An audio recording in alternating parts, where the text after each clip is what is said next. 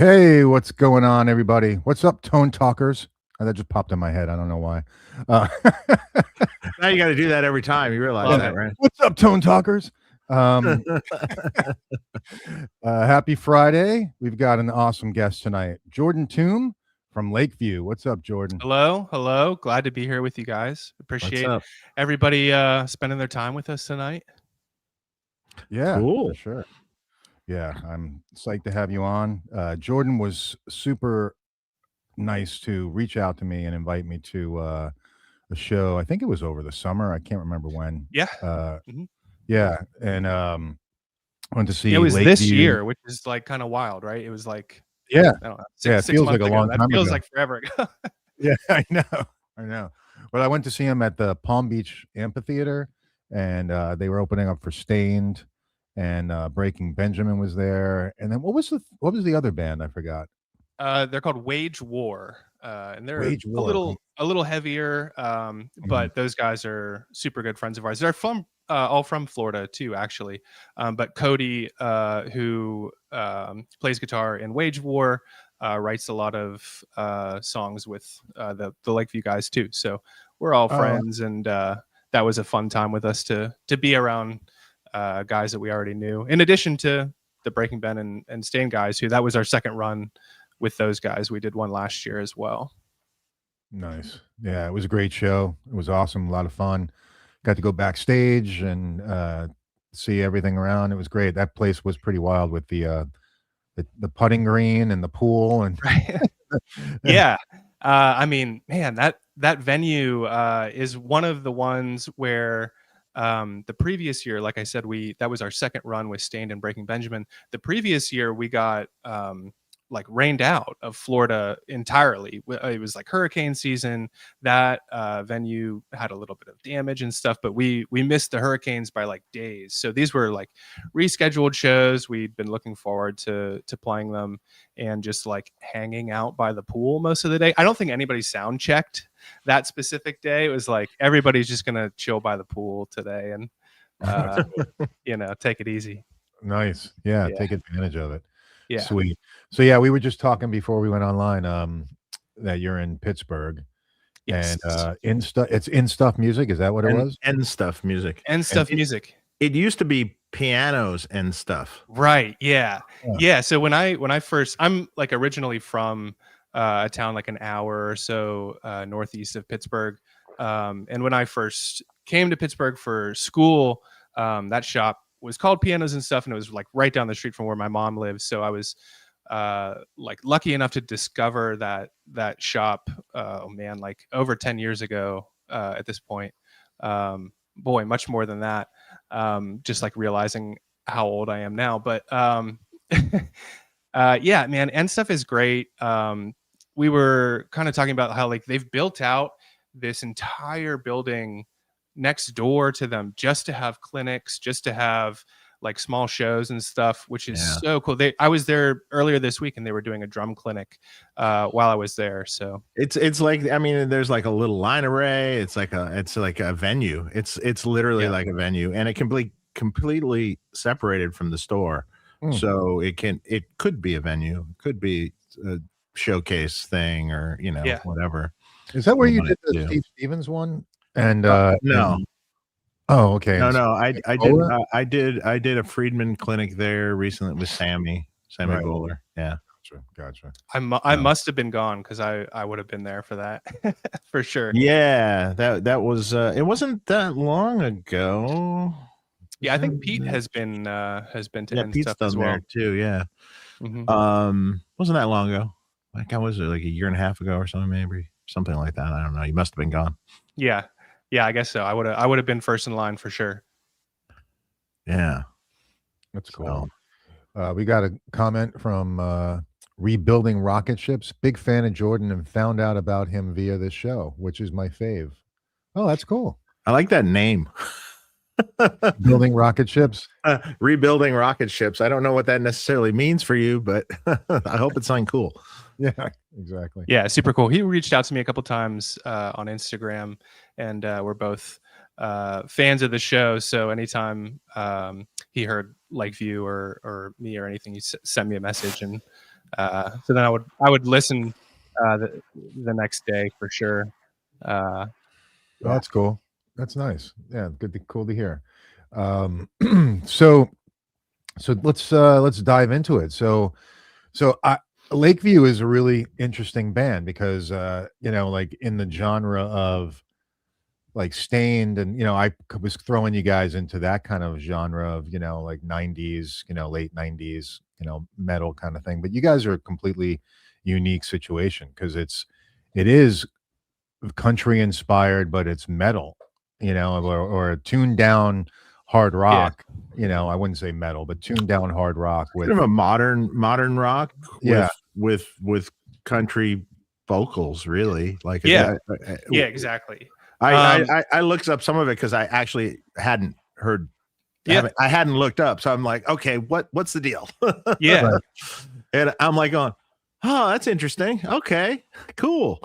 Yeah. So kind of the short history of I guess like the sound and also the band. Everybody that's in the band, and it worth mentioning like off the bat that it's really like a country duo is where it started. These two vocalists, Jesse and Luke, and then the live band has been filled out behind that. But we all met 10, 15 years ago, working at a different venue in Pittsburgh that is now closed, but it was called the Altar Bar.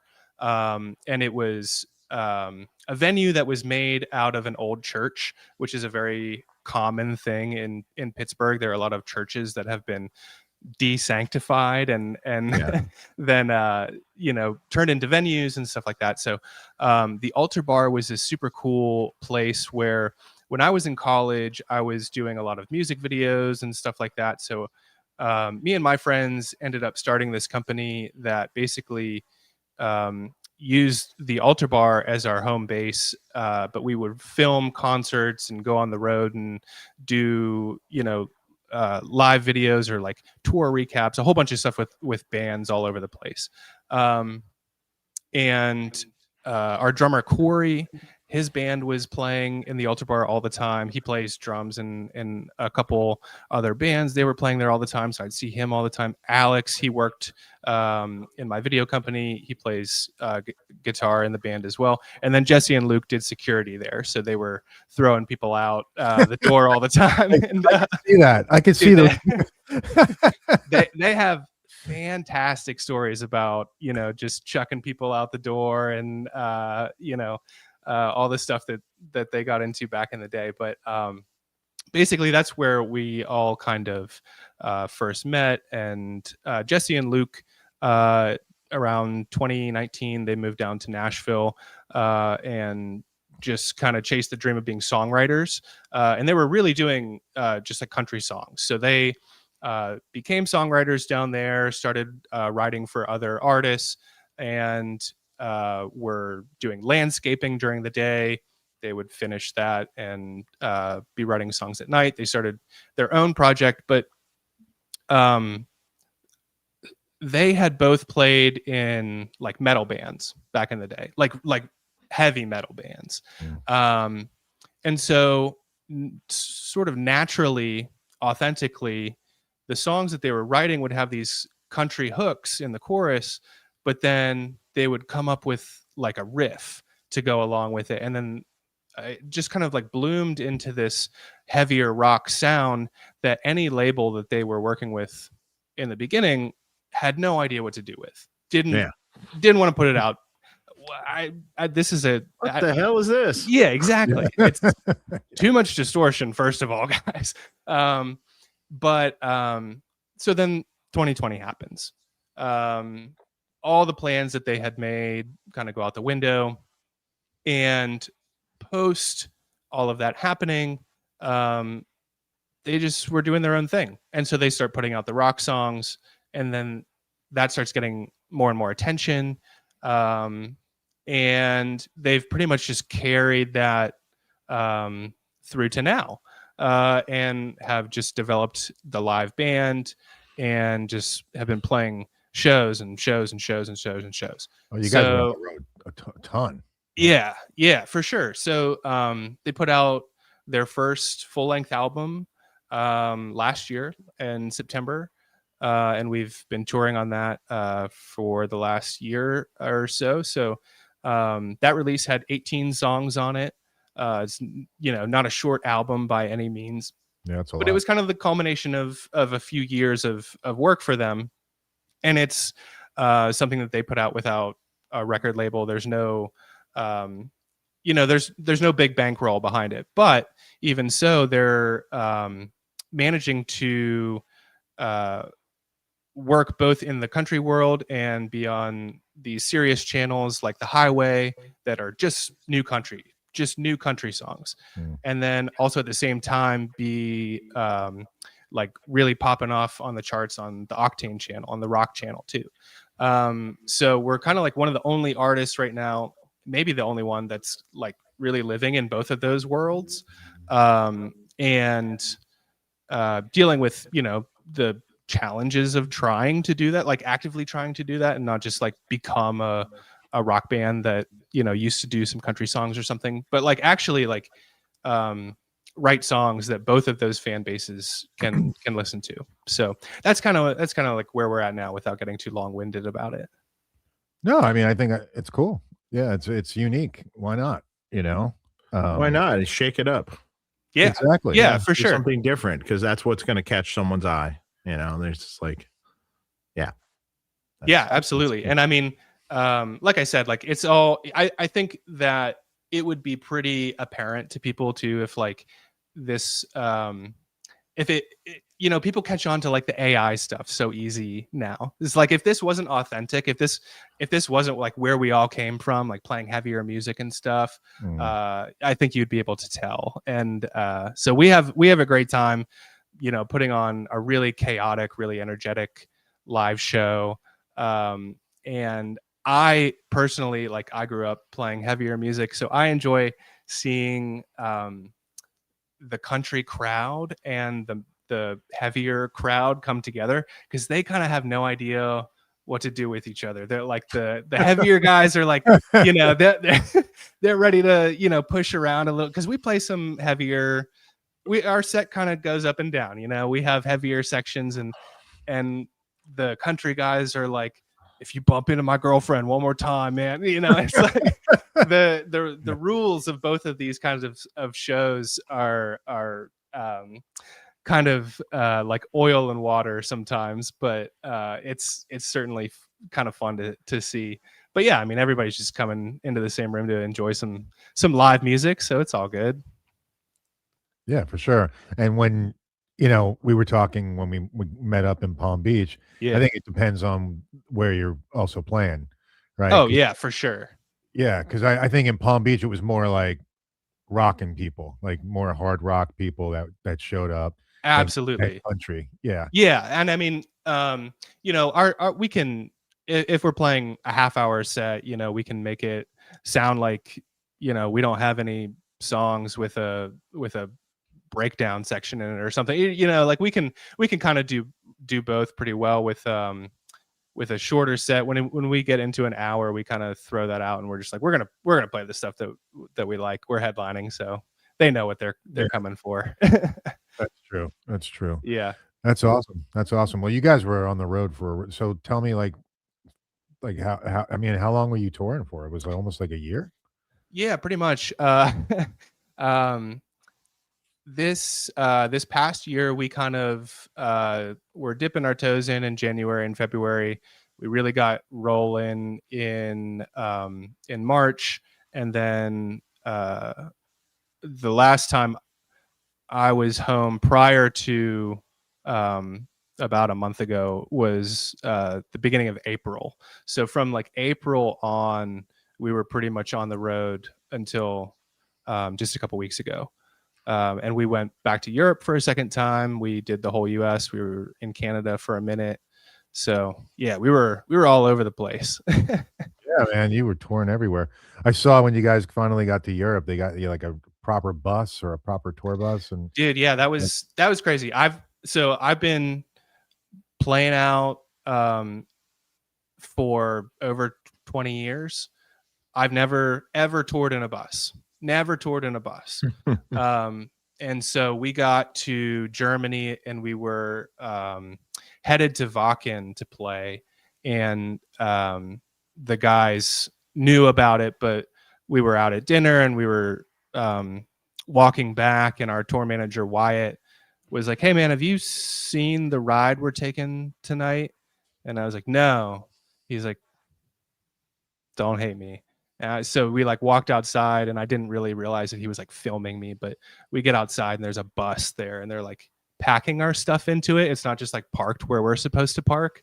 And so yeah, for like 3 days we had a bus, but still we were on a bus for a couple Hey, days. for 3 days. Yeah. For 3 days. It was like, man, this is what we have to look forward to someday. We can, however long it takes. This is motivating now. Like we can get there now. But yeah, that was awesome. The one thing though is, and I don't know how much time you guys have spent over on that side of the pond. They hate air conditioning. Air conditioning is not a thing there. So like isn't that suck? we had to like talk to the driver and be like, can you just pop it on for a little bit? Like, you know, it would be very helpful for all of us if, you know, the 12 of us in here could have a little bit of air conditioning, and they're very reluctant to do that. But yeah, it's fine. We had a bus for a couple days. It was sick. Like some places don't even have air conditioning. Oh yeah. I mean, that's kind of the whole time we're over there is we're just complaining. Yeah. And you know, it's all, you know, in good fun and stuff, but yeah, we're complainers when we're over there for sure. Really? Yeah. We like air conditioning, you know, we like elevators, we like escalators, we like things that take you and your gear up the stairs. Oh yeah, we've carried our whole rig up some stairs, and then you got to drive to another country overnight and stuff. It's wild, but yeah, yeah, we're still alive. We're having a good time. Awesome. So you're gonna do another tour, it looks like, coming up. Oh yeah, for sure. Starting in February.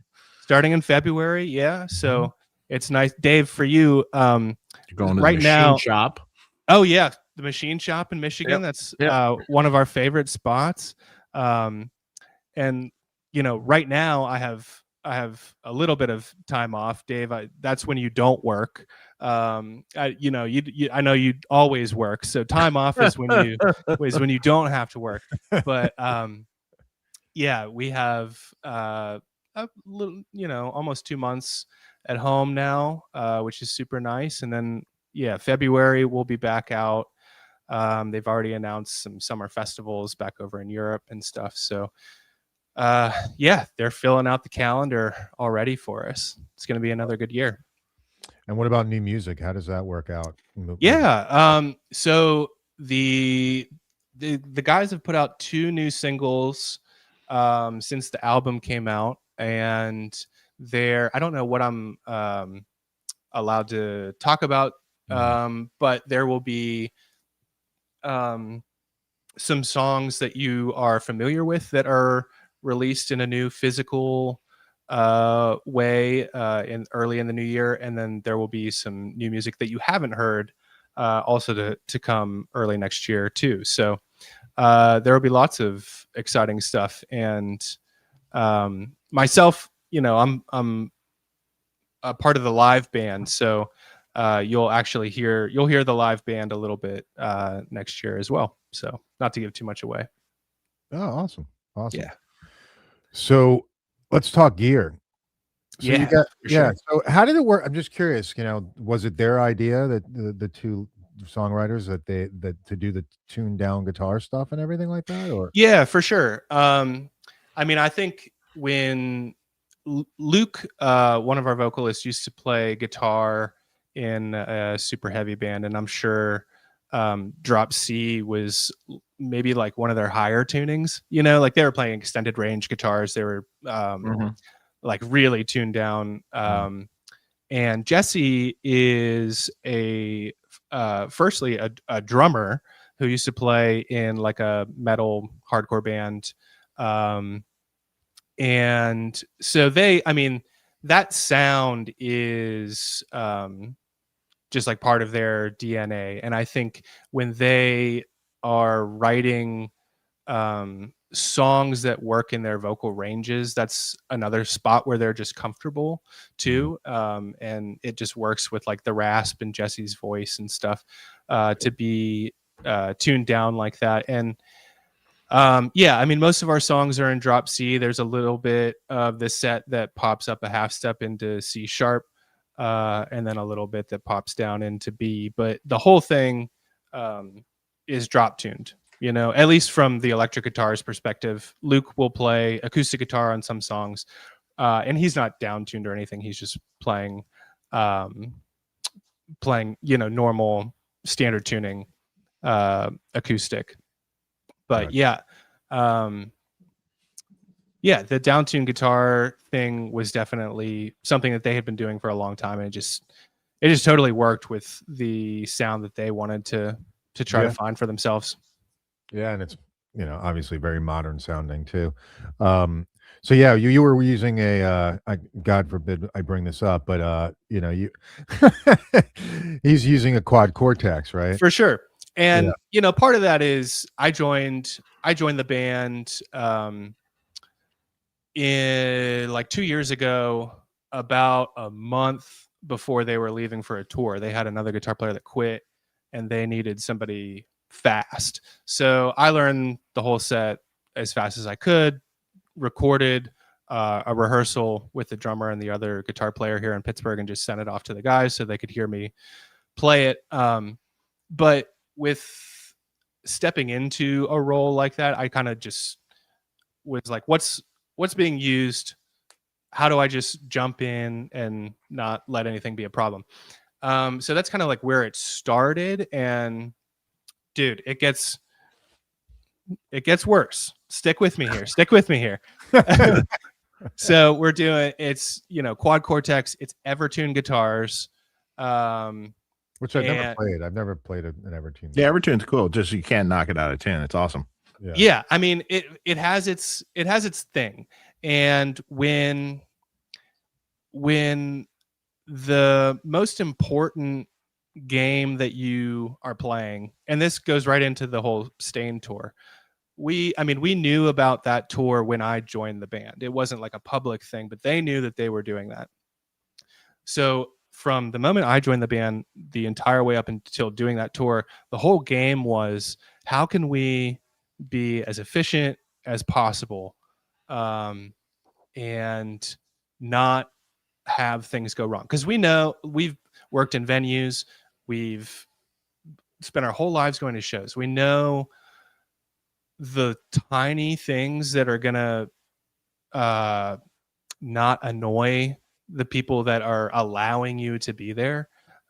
So get on and off stage as fast as possible, and you're not going to sound check.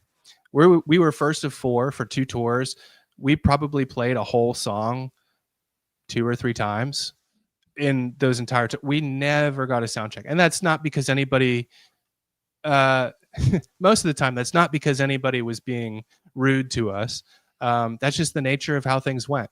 So if you're going to confidently get up there in front of 10 or 15,000 people and have only like hit your strings with your pick real quick just to make sure something's coming out, you can't have like any variables. You have to, because nobody's going to save you.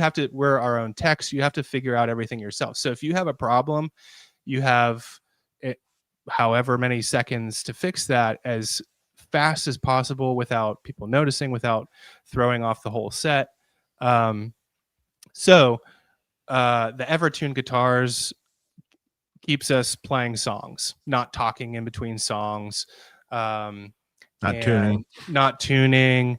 The quad cortex, you know, like I said, we have a super active, very chaotic presence on stage, and when you're the first of 4, you have 3.5-4 feet of stage room downstage because everybody else's gear is behind you. So, you know, we don't want to be tripping over mic stands. We don't want this and that and the other thing. Quad cortex, easy.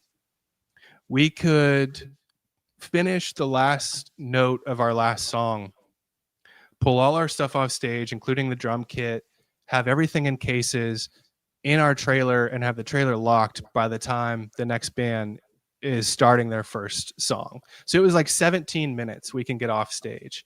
And when you do stuff like that, the crew that you're working for notices, and they want to have you back because you guys are so easy to work with. You roll with the punches. You can go out in front of an arena and you can play your set without crumbling when something goes wrong. And that was the most important thing to all of us, is just understanding all of our gear in and out, so that we can fix any problem that we have. And we've had plenty of problems.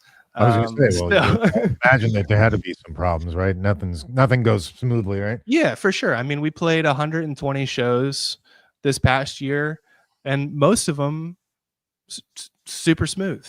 Other times, you have to deal with unexpected things, and hopefully it's before the show, but sometimes it's during the show.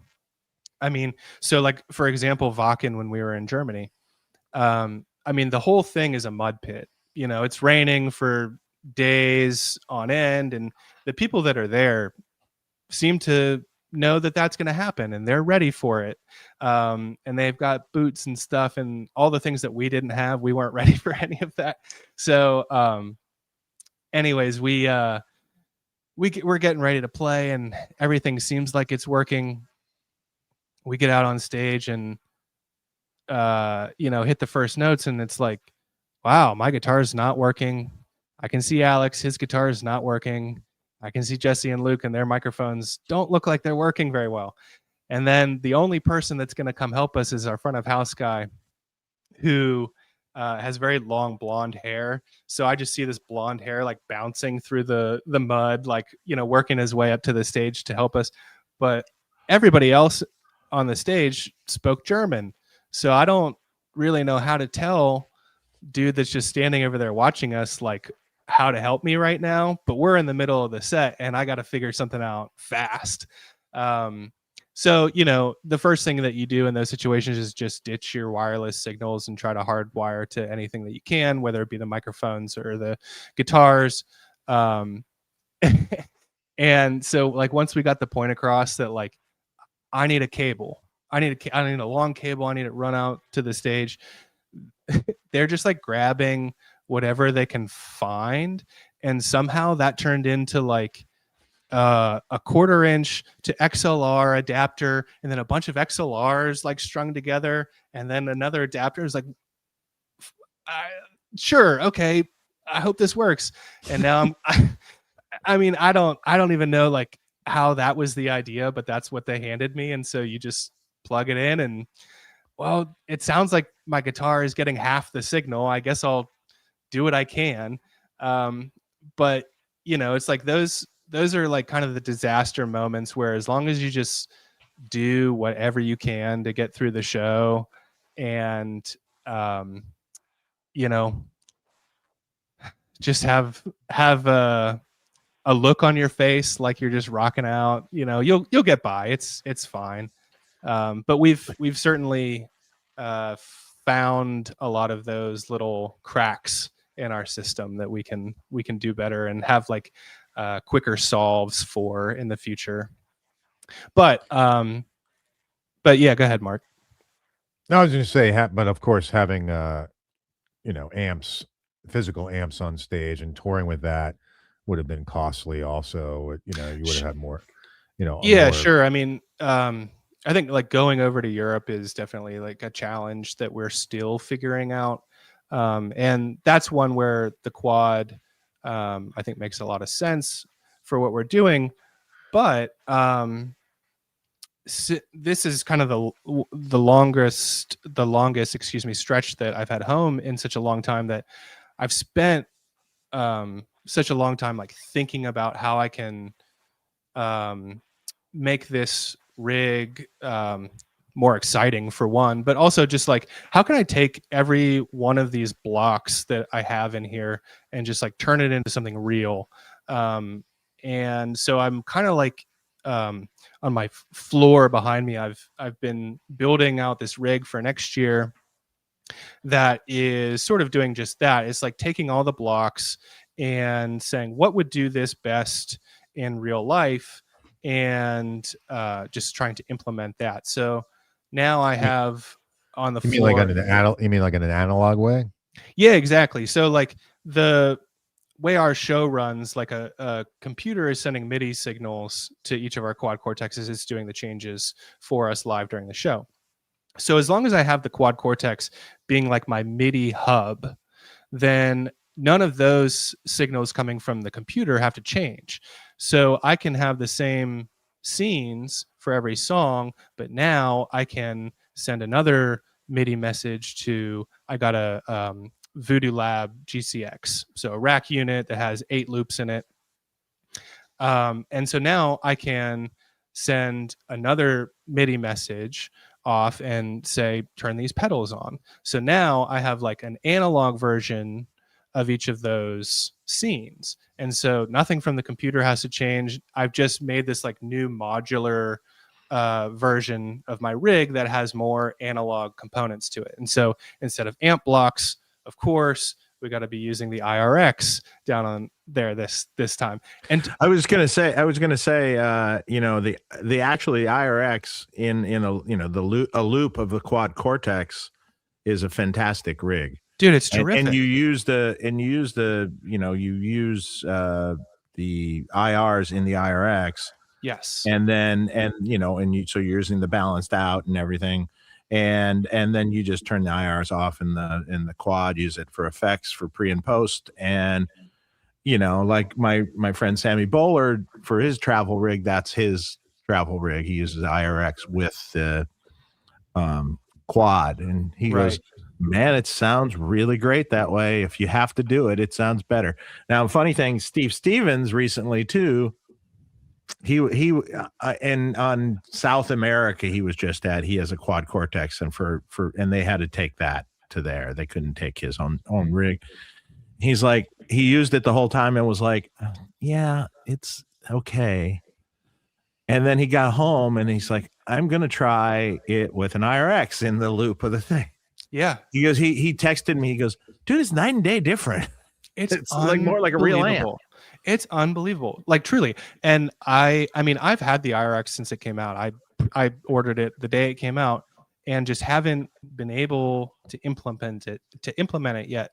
But I mean, it saves multiple amp blocks. You have 4 different channels, basically, with the boost, and it can do all of your IR blocks for you. So if you were someone like me who's gotten really, really nerdy about like latency in the quad cortex, and like when you have your whole chain of just blocks and blocks and blocks, you don't notice the extra 5 to 10 milliseconds in latency that you're getting until you put something like the IRX in there, and then it's immediate. Dude, it's so snappy. Right. And like that's a thing that you've just did not realize you're missing out on. And when people talk about the feel of something like the quad cortex, sure, I mean, they've gotten some things right, but not that super fast response. And I feel like that's one of the most inspiring things that you can add in to your tone, if you're so used to this modeler thing, is just having something that's responding to you that quickly. Now, the one thing that I'm still sad to be missing is feedback, because I love playing feedback, you know, like that is something that I think we will still grow into, and kind of like I've been talking about, this sort of modular setup that can grow or it can shrink without being a hassle for the entire band. You know, eventually once we put cabs on stage and stuff and are making more noise, you know, that the IRX or the quad can just become a head, you know. And so you can put it to a power amp and power cabs. Yeah, I mean, we can definitely have a power amp conversation too, because you know, I'd love a nice power amp. I don't know if anybody's felt any rumblings on the ground since we're near NAMM or anything, but that would be nice. Not a NAMM, but well, maybe sort of at NAMM. Interesting. You'll see. Interesting. But you gonna be at NAMM? I won't be at NAMM. I've never been to NAMM. You know what's? Oh, you should go. What's funny is I've never been to NAMM, but in the same building in is there one in Las Vegas still, or is that no? That was years ago. I think there was one at one point. Okay, right? so I did like a video conference that was like the video person's version of NAMM one time, and I went and like talked on behalf of Dell Computers about how awesome their computers were at like editing music videos and stuff, which was kind of funny. But it was like, yeah, man, it'd be cool if there were some instruments around here, you know. It's a little too nerdy.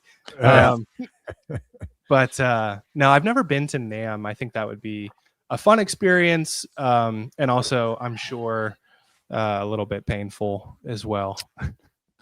Yeah, it can be. Yeah. Well, if you're working it, I can only imagine how painful that would be. But just walking around, it's even just taking all in the noise. I mean, it's just so much going on. Like if you got to walk out and at some point like don't want to hear anything. Yeah, right? After NAMM, we get in the car. We're gonna go to dinner. If the radio comes on, it's like instantly flipped off as fast as you can. I don't imagine. Yeah, just like silence. How about none of us even talk till we get to dinner? Right. Because it's a lot. We've learned to drink our way through it generally. Yeah, I mean it's the same as being on the road, right? It's sort of makes it all better, because otherwise you might want to strangle someone. After a while, it's like if I hear one more guitar lick done poorly, I'm gonna kill myself. It's just it's not always Sammy, ripping awesome stuff. Not all often. No, you're gonna have me out there playing. It'll be horrible. I should get him to come to your show if he's gonna be around. The Machine Shop. Yeah. Oh, absolutely. Yeah, I'd love to meet him sometime. I don't know if he's going to be around though. He's got a busy schedule now that he's the touring guitar player for the Goo Goo Dolls. Right? How amazing! Yeah, that's so cool. I'm so inspired by stories like his of anytime somebody gets a call like that and is like, "Get me the board tape," like let me hear anything as fast as I can, and just like goes for it. That's always just been like such a cool thing to me, of like just staying composed and being like, I can do this. It might not be perfect, but I'll get it and it'll be good. I love that confidence. So I appreciated his episode recently. Yeah, when he's standing there staring, get there and staring down at the set list going, fuck, I don't know any of these songs. I don't know what I would do at that point. It takes guts. You're losing your mind. It takes guts. That's so awesome. Yeah. Well, now he knows all of them, I'm sure. Yeah, now he knows them all. Yeah, for sure. Yeah.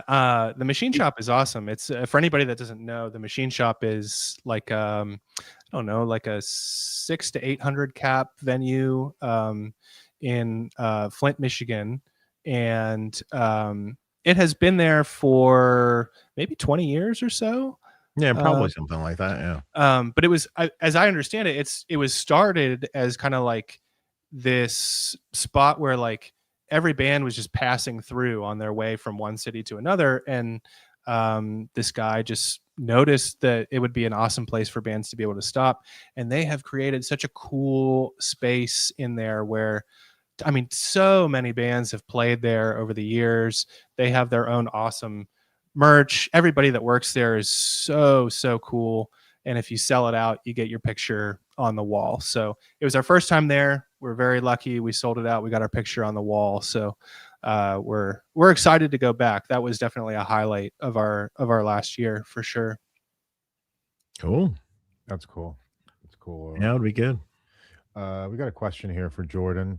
Jordan, what is the economical model of the band in terms of how you generate income? Do recordings bring income, or Is it more based on touring, or how's that work? Sure. So for Jesse and Luke, like I said, they're songwriters. That's their job. Since they've been home from tour, they are working during the week writing songs for other artists, and also coming up with material for themselves. The songs are theirs. They sometimes write with other musicians that are down in Nashville, and sometimes like our drummer Corey will play on the recordings. But as it stands right now, I mean, the music is theirs, and the band gets paid, for shows. We get paid for rehearsals. We get paid for our time when we're on the road, and we get paid to not be at home for 200 some days out of the year. And the whole reason why something like that is acceptable to people is, there's nothing else I'm gonna do. I love playing music. I love doing it in front of other people. I love performing, and I love touring. And I am so fortunate to be in a group like Lakeview that is, whether we are all sitting in the room writing these songs together, we're a real band where we're all best friends. We actually like each other. And this isn't like a thing that some suit in Nashville decided to put together.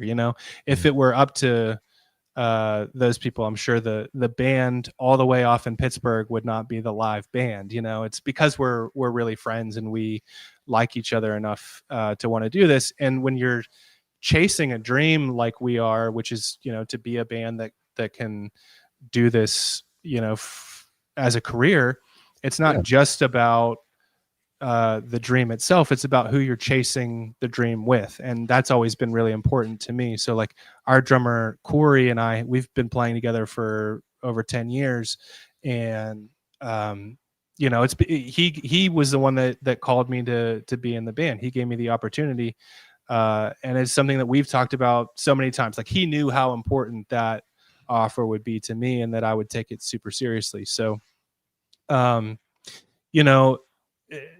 I don't think anybody is becoming rich off of this, or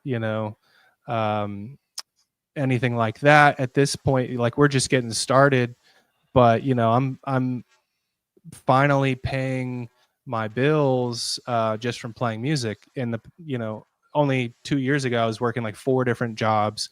Luke and Jesse were still landscaping all day, all week. So we're all like, It's moving forward.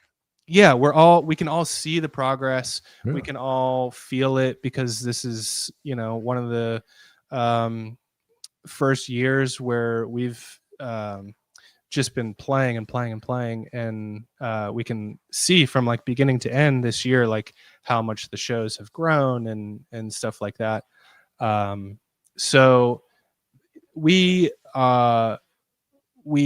take all of that super seriously, and like every little bit along the way means a lot to us. So what we don't get paid in money is certainly in experiences that we are very fortunate to have. And so this is the way, this is what I've wanted to do for so long. I'm just happy to be here, Yeah, man. Right, sure.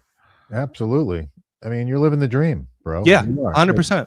And so, that's a little hard to like accept sometimes, but it's like this, you're doing it, and be proud of yourself, Absolutely. I'm admittedly not the best at doing so, but yeah, neither am I. Super cool. To like some self-praise and feeling good about what you're doing. Yeah, sometimes. Yeah, like, oh, tell me I did a good job, and watch me just like stare at the ground, Thanks. Yeah. I totally get that. Steve Rezor wants to know, will you be playing in Fort Wayne, Indiana, like this Clyde Theater or Pierre's? Yeah, totally. Fort Wayne.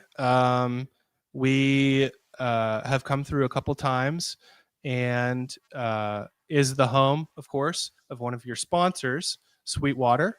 That's right. And if I can real quick, I have an interesting story. I think so we visited Sweetwater a couple times now, and I think I've had one experience at Sweetwater that maybe nobody else has had, which is that I noticed online that I think for their employees, they have a hair salon in their building. So I booked a haircut one time at Sweetwater and just got a little trim from a nice woman there while we were walking through. And she said nobody had ever done that before. But yeah, I just thought it would be funny to get my haircut at Sweetwater. So that's one of the last haircuts I had. It's like they have just for the employees. It's just it's like there's a hair salon. There's a massage. You can get massages, although they're pretty booked up because when we were just there over the summer, Michael Nielsen was like, "I want to get a massage. My back is killing me." Yeah, and he couldn't book it because they're all booked up. He's darn. Yeah. So there's amenities at Sweetwater. You got to take advantage of that stuff. Yeah, they have their own, little cafe. They have their own coffee shop. They have their. Oh, that place rocks. Yeah. Yeah, man. It's Sweetwater's awesome. We go every year. Yeah, I loved it when I went. I was like, there was so much going on. I wanted to spend more time in like the actual shop out inside, but it was during Gear Fest, so there was so much shit going on outside. And I spent most of my time out. The shop's outside, even bigger now. Yeah, they put in a different shop basically than that time you were there, and it's even more crazy now. Wow, it's enormous. And you can get anything they have. You can get anything they have. We should just talk about Sweetwater as our sponsor right now. There you go. But you can get reminder. anything that they have in their whole, whatever you want to call it, catalog or whatever, their website, anything. And if you want to take it out of the store, it'll be brought up to you within like less than 20 minutes. It'll be up there. Full mixing board. Yeah. I mean, I had to actually buy something when I was there that we needed. And it was up in 15 minutes. It was like, found it on the website. Okay. What's my vendor price? And, boom, done. Yeah, paid for it. Yep. So with that said, make sure you guys check out Sweetwater. We have a link below in our videos.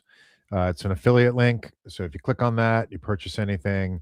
It doesn't cost you anything extra; just gives a little extra kickback to our show. We're still hoping someone buys a Berkoski reverb or I don't know, a Neve console of some sort would be great. So please use our link. Come on, Christmas shopping's coming up. Buy a whole desk, Buy a whole desk. There's a small Neve thing that's really cool. It's only like about 60,000. There you go. Yeah, absolutely. Let's see. So we talked Sweetwater. We've got fixpedalboards.com. Dave, you can talk about that. For all your little pedalboard accessory fun stuff, rack shelf or whatever you need. Dave, are you in contact with Fix very often? Fix pedalboards. They have been sold out of their sliding rack shelf for like ever. I bought one maybe a year or so ago, and I want another one so bad. The full length one or the shorter one? The shorter one, I think. Yeah, the shorter one. I'll bring it up to them again. Not complaining. I'm just saying it's been sold out for a while. Yeah, I'll have to bring. He's supposed to do a whole new website, and let's see where that's at. Gotcha. Yeah, but big fan. Love the one I have. Just got to update the site a little bit. Yeah. Maybe he's got the secret stash. Yeah. And then we also have legendarytones.com.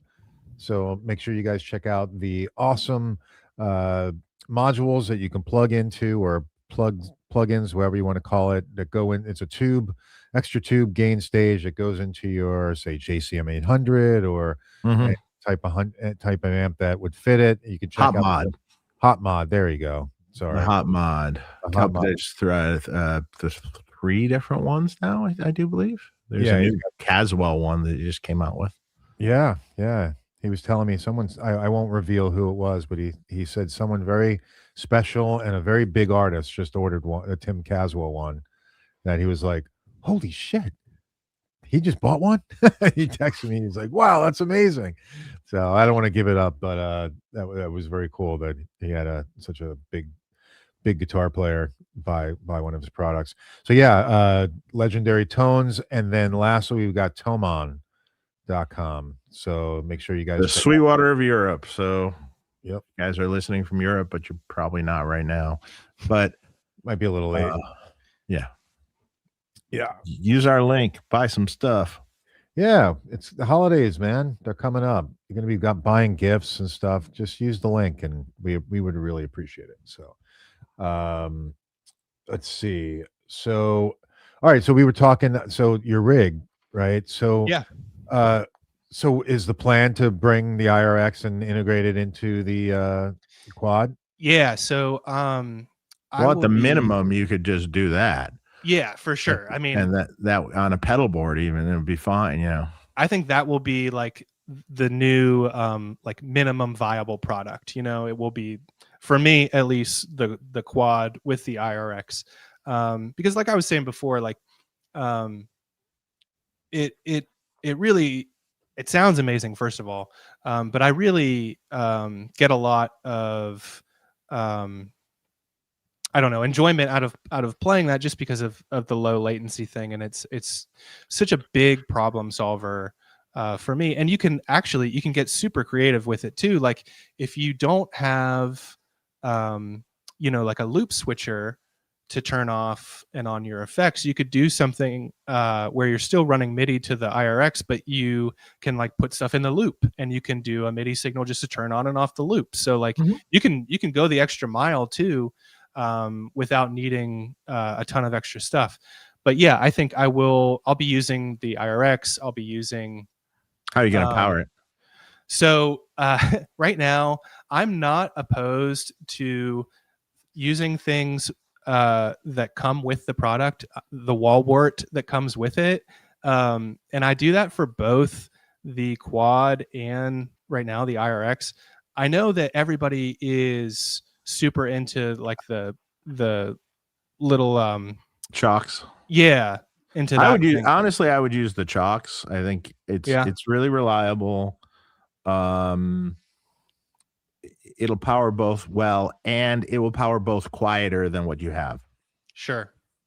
I mean, the little wall warts aren't the most pristine things in the world, and there's little bits of noise and stuff that can be in the stock just stuff, and with the chocks it works really well for both of those. Yeah, that's something I will have to upgrade. I have been a fan of Voodoo Lab products for so long that I don't even have the Pedal Power 3s or 3 pluses. I've got the 2 pluses, and I've got like 3 of them. Yeah, I would do the chocks for those specific things because they're pretty high current and they'll handle, they'll handle it.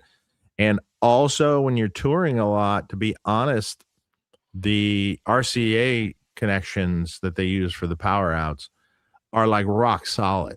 Nothing falls out, nothing, they don't get noisy, the jacks don't get dirty, nothing. They really rock solid. So yeah, because I had just gotten the Pedal Power 3 to power up my pedal board, which was, I've got I was using the Tonex with the amplitude delay with it, and for some reason the Pedal Power 2 wasn't enough. So I got no, not at all.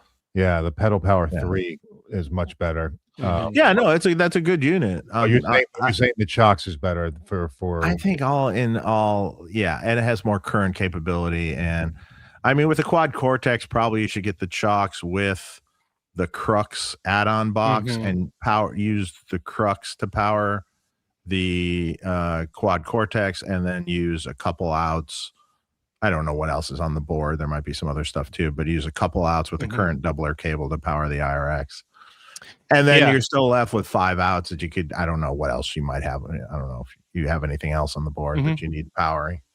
But yeah, I've got right now I'm experimenting with kind of like I said, like taking each of the blocks that I had in the quad and just like turning them into a real analog pedal. So like the IRX is incredible with gain. I mean, I have the gain knobs probably set at, I don't know, like noon, and then like the boost on the side for each channel is probably again at like noon, and it sounds incredible. Of course, because we're tuned down so far, I'm sure everybody's already thinking there's going to be a tube screamer in there, which there is, and that's more just for like an EQ thing. But if I'm playing with single coils, I also like to put a Timmy in front of it, and it just kind of like the Timmy is mostly like cutting highs and lows, so you can really just like dial it in super nicely, so it's like this really chewy kind of gain that I'm just well, like, there you go. You'll have enough outputs to power all that stuff. There you go. So it's great. Done. Yeah. So that's the one that you recommended, the DC7. Yeah, the DC7 is the one you want to use, and then there's a little add-on box called a Crux. That's a little tiny box that you plugs into the expansion port on it, and then that will power your quad Cortex without any issues. It's designed for stuff like that. It's really quite good for that. Yeah, I may have to get a little bit creative in fitting all of my pedals and such onto probably like 2 rack drawers. So we'll see if I can get it all squeezed in there. Interesting. So it's the Crux. I'm looking that up too. Just want to share it for people so they can see it. I had not heard of this product before. So yeah, I see these a lot. I mean, pretty much everybody that's using a quad Cortex on the road has one of these. Yeah. And I never really got it at first. I was like, are we just spending a couple $100 extra to no, it really makes a difference. It's like, yeah, and so like that's good advice that I don't really know that anybody's given me like that much of an emphatic answer to like, yeah, you really should have this because it's making a legitimate difference. Yeah, for sure. Interesting. I had no idea. Is it just for the quad or is it for like other things? No, I mean, I have my own power supplies too, but in this particular thing, the quad draws a big amount of current. So I forgot what it is, like 1500 milliamps or something, or something like that. Yeah. So that's why the Crux handles up to it handles the quad no problem. It's actually designed sort of for it. And then mine, you take 2 of the outputs and use a current doubler cable. And when you double the current, it's at 9 or 12 volt, your choice. It doesn't matter on it. It'll do great with mine. Gotcha. So then you still have 5 outs. So then you can use the rest for another 5 things if you want. You know? I got them. I got 5 things. There you go. I got plenty of stuff. Well, that's cool. So and it works well, and it's pretty tried and true. I've put them in a lot of rigs for a long time, and they work great. I mean, like when I build rigs for people, I specifically look at, like, I might use my power supply if the situation calls for it, or I might choose a different one depending on the situation and what's being powered and what needs to be powered. I've used a lot of those, and there's never an issue with them, and they've been fantastic on the road. And so yeah, and I mean, it's kind of the perfect one for your situation. Exactly. Yeah. So. Yeah, I mean, that's what I'm after. I need things that can take a beating and not need to be replaced, every 6 months or a year. Yeah, for sure. So what about power amps? I was just going to say real quick, I'm such a big fan of the show, and I watch it all the time, and I've like always been kind of like, I don't know, I guess like confused isn't the right word, but like if you say like, you've been talking for a while and you're so far behind in the chat, you hear it all the time. Like, I'm so far behind in the chat. Like, I haven't even looked at it. I can't believe you guys. Yeah, there you go. There's the problem. I can't believe you guys like keep up with this at all. Like it happens so fast, and it's just like so long all of a sudden. Yeah. Okay, so wait here. Well, as I look at the chat, do not the chalk stuff. Just get the DC7, or do not get any of their older supplies that are not a switching power supply. Like someone said, there's a DC10, but that's an older supply. You don't want that. You want something from what they call the future generation of power supplies. So, oh, good info. I didn't know that's yeah. The DC7 is the core one. You can expand it. There's a little DC8 thing that you can plug into it. Get you 8 more outputs on top of the 7 that you already have if you need a lot of things. But the DC7, see, it says future power generation. There you go. Any supply that says future power. There's a smaller one in the future power generation too that they make.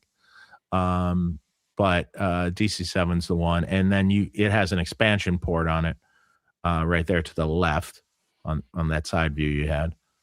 Oh, okay.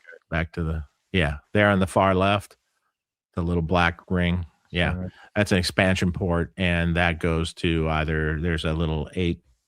I think there's a 4 add-on one and an 8 add-on one, and also the Crux add-on piece, I think, for super high current stuff.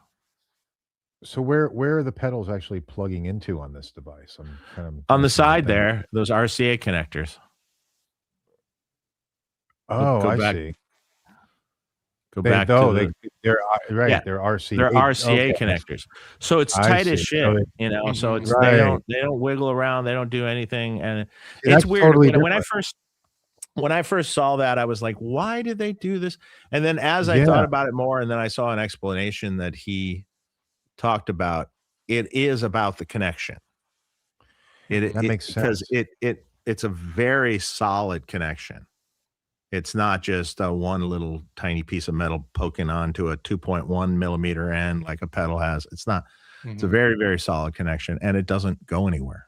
Yeah. It doesn't fall out, doesn't move, can't bang it out, can't hit it, hard to break. It's really strong. People are just so not used to RCA connections anymore. Like that, Like yeah, I am no, but they've been doing this for a while. This is pretty common now for their power supplies. So yeah, that's cool. Yeah. I mean, this is like the super unsexy stuff that makes such a huge difference. Like if you think your pedals are making noise and it's like for no reason, it's like, well, you might not be powering it right. Yeah, I get a few people sometimes that are like, I got your IRX and it's supposed to make this digital whine and stuff. And I'm like going, how are you powering it? Oh, I got a 1-spot daisy chain. Oh, daisy chains it with all the other pedals. Oh, I go, God. First of all, 1-spot power supplies, the full-size ones are pretty good. But the 1-spot wall wart just by itself will cause noise in a pedal. There's a buzz. You plug it in. They're power supplies I use and from time to time, and they're great. But the little 1-spot and daisy chaining, that's a whole nother problem. I mean, and what do you got? Oh, I got an IRX and I got some other major digital kind of thing and something else. I'm like, oh God, no, just go buy this. Yeah, for sure. So, and it's plugged into an outlet in a room with a dimmer switch. And like, yeah, the dimmer switch is on. Why am I getting this noise through my amp? It's your house. Okay. If you unplug the cable from the front of the amp, do you get the noise? No. Okay. Then we're talking pickup noise here, that you're picking up some, stuff in the room. And people just generally don't understand this. And it's like, wait, does it noise change if you turn in different directions in your chair? Okay. It's big pickup noise. Now you might be in a terrible place. You might be in a room that has, your house might be next to some power transformers and power poles and stuff outside. And there is, they're like, what can I do about it? I go, if it's a really bad place, nothing. Move. Unless you want to make a Faraday cage inside your room that is grounded and you sit in, which is pretty much an impossibility to do for most people. They wouldn't, it costs so much money to do that. So crazy. But yeah, that's something I deal with all the time. Yeah. I can imagine. Yeah, troubleshooting and all. Yeah, I'll be right back. Yep. No problem. We got a question for you, super chat from Sure. Richard Nagaga. Wait, I wanted to get it right. Richard Nagamitsu, 1582. Nailed it. What's going on? I nailed it. Yes. Got it. Jordan, has there been any new gear in 2025 that has inspired you? Yeah, sure. I mean, I'm always searching out new gear and things that I'm sure are making differences that only I notice in in playing and stuff. But um,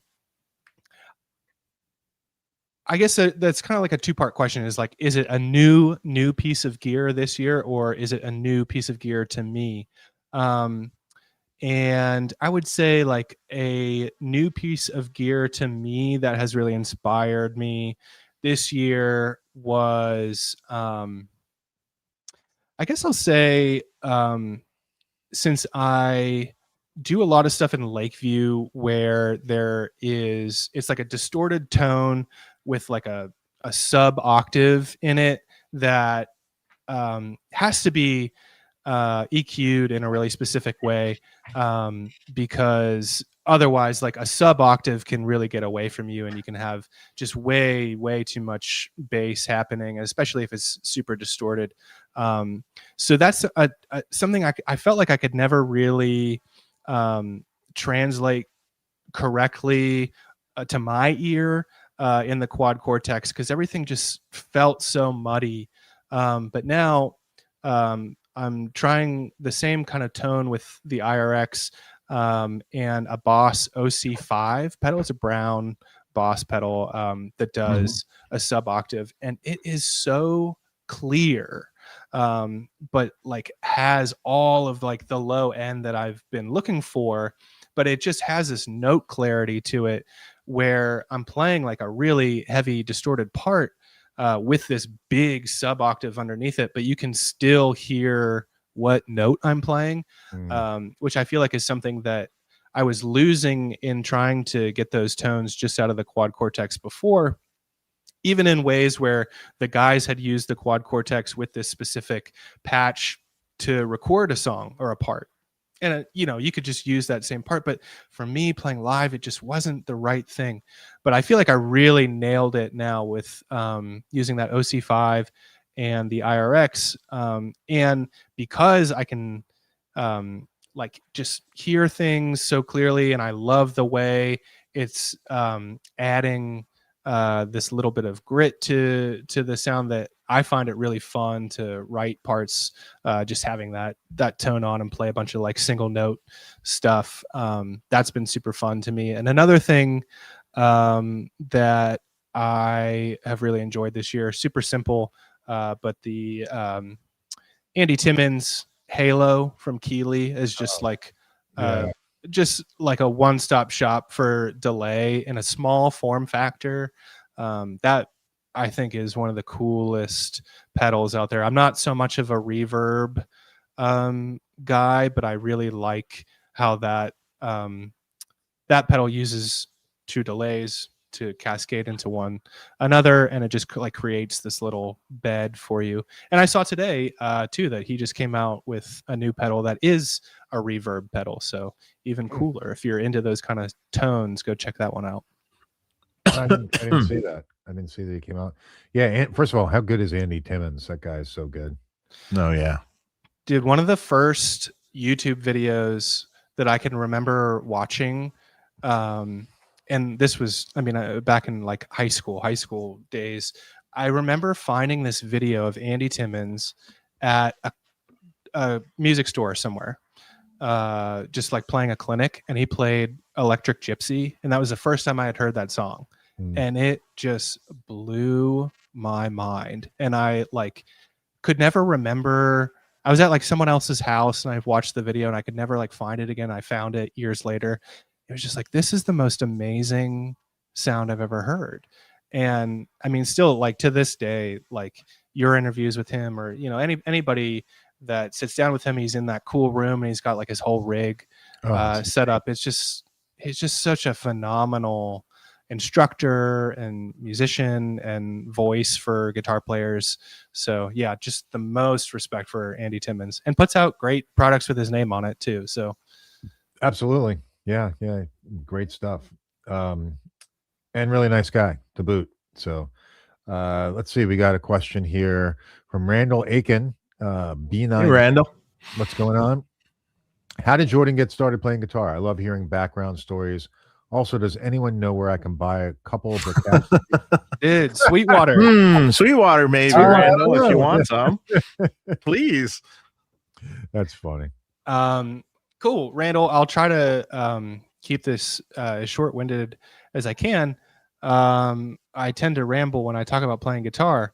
But when I was in elementary school, I was kind of discovering, music for myself. And I think AC/DC and Metallica were like the first bands that I was sort of obsessing over. And I feel fortunate to, I'm 36 years old. I was born in 1989. I at least have some memories of the before times, when like ordering CDs out of a catalog and just like circling all these things and like showing my parents like, hey, can I have these 9 CDs or whatever? So that's like how I first remember getting into music, was just like listening to Metallica and stuff. And so there was a little acoustic guitar just kind of sitting in the corner at my dad's house that nobody really touched. And as I'm becoming obsessed with music, it starts to look a little cooler. And so, eventually convince mom to buy me a guitar for my 13th birthday, an Ibanez RG, and a very cool crate solid state amp. And I just started learning however I could on that, playing with friends or getting VHS tapes, the Paul Gilbert instructional tape, or getting tab books and stuff. And, DSL internet had just came out. So, you didn't have to do dial up anymore. So you could go online and print out a bunch of tabs, and I had like a whole binder of tabs and stuff. I remember those days. Dude, it was awesome. I had a binder too. I had a binder full of tabs. And so by the time I got to high school, I sort of like found the other kids that played music, and we had our first bands and stuff. And this is when MySpace was very new and cool, and was really a great outlet for bands. So my band in high school, we wrote our own original music, and we kind of got our punk rock degree together. We booked our own shows. We recorded ourselves in my buddy's garage onto this like, I feel like Boss made it, but it was like a multi-track recorder that you could just like spit out a CD at the end. So we would record ourselves and put it online and stuff. And we ended up, being asked to like open for shows happening in Pittsburgh and stuff. So we couldn't drive. Our parents had to drive us down to Pittsburgh. And one of the first shows I played was with Dave Navarro's band, The Panic Channel, back in the day. So I remember coming down to that. We opened for the band Saliva in Ohio. And, when I was like a junior in high school, I already felt like I was kind of like finding this thing that was going to be a lot bigger than just like what I was doing in the moment, but I didn't really know how to make it happen. I just like loved performing. I loved being in a band and kind of like doing this thing where I felt like I wasn't almost like wasn't supposed to be there, like I was 16 years old, like playing in bars, and they would let you come in to like set up your amp, and then you'd have to like go sit outside until you played, and then you'd have to leave right away. And by the time I was ready to graduate high school, I noticed on MySpace that this band that I really liked, their guitar player was leaving. They needed a guitar player. So I hit them up to audition. And unfortunately, the timing worked out where like they were having this audition about a week before I was supposed to move into college in Pittsburgh. So I go to this audition and hang out with the guys for a little bit. And they're like, all right, well, we'll get back to you. Didn't hear anything for a couple days. So my parents have to pack up all my stuff. They dropped me off at school in Pittsburgh. And I was very reluctant to go to school. I knew that I wanted to be involved in music. I didn't know how, but like, when your dad's an attorney and your mom's a professor, you're going to go to school. So I got dropped off at school, and by Thursday of my first week of classes, I got a text from this band that I had been auditioning for. They're like, "Hey, we're gonna have one more audition. It's gonna be you and this other guy, and we'll decide after that." So I didn't even go to all my classes one time yet. It didn't even make it to every single one of them once. I just grabbed my guitar and I drove home and I practiced until the audition. So I went to this second audition and, did my thing, and they told me I got the spot. We're going on tour. This was like a small band that was from Pittsburgh, but they were on, a small upstream label, and they were doing real tours and stuff. So somehow my parents never met these guys, but they drove back up to Pittsburgh, withdrew me from school, let me go on tour with these guys. And still that makes absolutely no sense to me, like how that ended up happening. But I think they believed that this was a thing, this was an experience that was really going to make me happy. And so it was really important to me. So I go on my first tour, and when we come back to Pittsburgh a little bit later to just, on our way through playing a show, they look back on it now and say, like, when we saw you again, you were just a totally different person. And it was because I was like myself, like I had found this place where I could really open up and be myself. And I was really enjoying like this brotherhood of like having these guys around too. So, eventually that band breaks up. I go back to school, I meet my friends, and we do this video thing for a while. And I'm always playing in bands with my friends and stuff. And then at one point, we have this, a group of friends have this idea where these like karaoke, or not karaoke, but like DJ nights are starting to happen for like genres of music that happened during the Vans Warped Tour. So like emo and pop punk, these like DJ nights are starting to pop up. And we were like, well, let's just do that concept, but like play the songs. So we'll just like be a band that like does all these cover songs. And then let's take it a step further, and let's have people that come to the show be the singer. It'll be like karaoke style. So we learn 100 and some songs, have this massive list of songs, and we start doing these events where you can live like karaoke. we'll be the backing band. You come and sing. And it took when we first did this, these were like 4-hour long shows. So you come in, you sign up for a song, and it gets read off to us like one by one. So for me, like as a player, you have to learn all this material, and then you don't know the set list. It's just gets called up. It's just random. It's one after the next. And it took us all a little bit to realize you can't get drunk while you're doing this. You have to be paying attention. And it took some of us longer than others. But regardless, that like really just upped my chops and got me really feeling a lot better just about, like learning sort of like some fundamental stuff that will carry you a long way if you're just trying to learn a bunch of material, like charting songs and remembering all of that stuff.